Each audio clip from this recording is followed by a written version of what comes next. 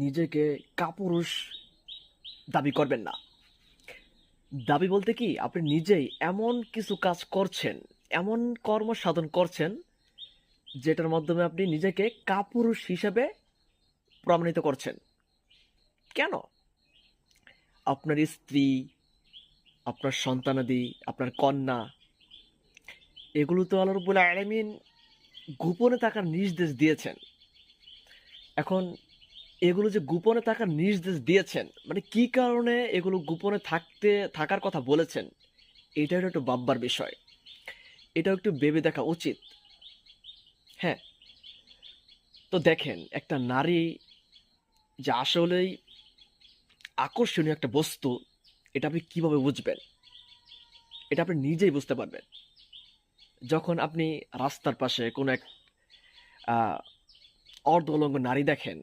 অর্ধ উলঙ্গ নারীর দৃশ্য আপনার চোখে পড়ে, আপনি তখন নিজেকে, আপনার নিজের মধ্যে তখন কি অনুভূতি কাজ করে? আপনি কি অনুভূতি তখন টের পান? আপনার মনে কি জাগে? কি বিষয়টা ফুটে অন্তরে? সেটা আপনি একটু মনে করবেন, তাই না? একটু মনে করবেন এই মুহূর্তে, এই যে ভিডিও দেখছেন, এখন একটু মনে করবেন যে আপনার অন্তরে কি জাগে, কি অনুভূতি তখন হয়। তো ম্যাক্সিমাম নিকৃষ্ট অনুভূতি হবে যে এই নারী এরকম এরকম। আশা করি বিষয়টা বুঝতে পেরেছেন, আমি আর বলছি না। তো যখন আপনি আপনার স্ত্রী বা আপনার কন্যাকে আপনি এই যে একটা সুযোগ করে দিচ্ছেন, নগ্নতার সুযোগ, সে নিজেকে নগ্নভাবে প্রদর্শন করছে মানুষের একটু বাহাবা পাওয়ার জন্য, তাকে একটু সুন্দরভাবে উপস্থাপন করার জন্য, হ্যাঁ, আধুনিকতার নামে।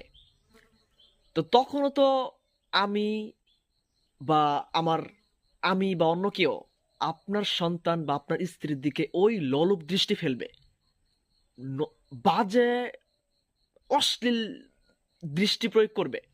হ্যাঁ, মানে এমন কিছু প্রত্যাশা করবে যেটা আপনি বাবা বা স্বামী হিসেবে মেনে নিতে পারবেন না।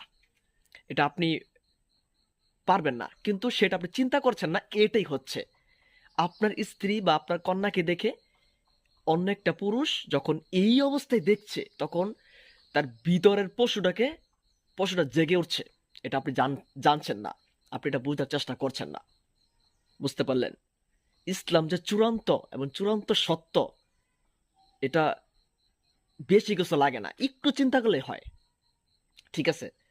তো সুতরাং ইনশাআল্লাহ সামনে একটা ভিডিও আনছি, আমিও একটা ভিডিও তৈরি করবো ইনশাআল্লাহ। আশা করি সেটা অনেকটা কামিয়াবি হবে যদি আপনারা সেটা ফোকাসড করেন। তো